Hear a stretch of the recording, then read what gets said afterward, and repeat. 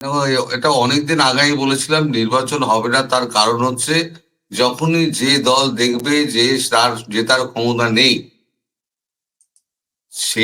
সেই দল কিন্তু করবে কি, সে বিএনপিও আর জামাত হোক, বিএনপিও যেমন চাঁদাবাজি করেছে, তার মারপিট করেছে, পরিচিত দল, জামাতও রক কাটা হিসেবে পরিচিত।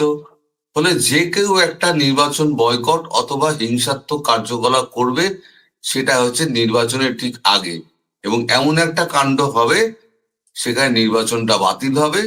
নির্বাচনটা, এটা চাইছে, ইউনুসও চাইছে এই নির্বাচনটা কোনো মতে বাতিল হয়ে যায়, তাহলে ইউনুস তার মসনদে আরো কিছুদিন টিকে যাবে।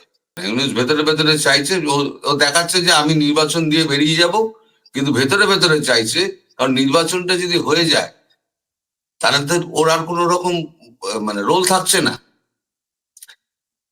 এবং এখন ও যদি নির্বাচনটা হয়ে যায় কোনোভাবে, ওর সমস্ত প্ল্যান ফেল করলো, দুজনে হাত মিলিয়ে বললো ঠিক আছে চলো আমরা আসন ভাগাভাগি করে আমরা করে নিচ্ছি, তাহলে পরে তার জন্য ও একখানা ফাইনাল বাঁশ দিয়ে গেল। এই যে নন ডিসক্লোজার এগ্রিমেন্ট যেটা করলো, সেই নন ডিসক্লোজার এগ্রিমেন্টে সেইখানে করে বাংলাদেশকে পুরো একটা আমেরিকার কয়েদ রাষ্ট্রে পরিণত করলো।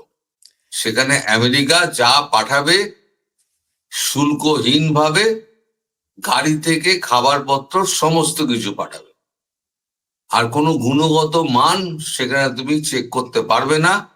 চায়না থেকে কোনো অস্ত্র, ওই সাবমেরিন, বিমান, এসব কিনতে পারবে না।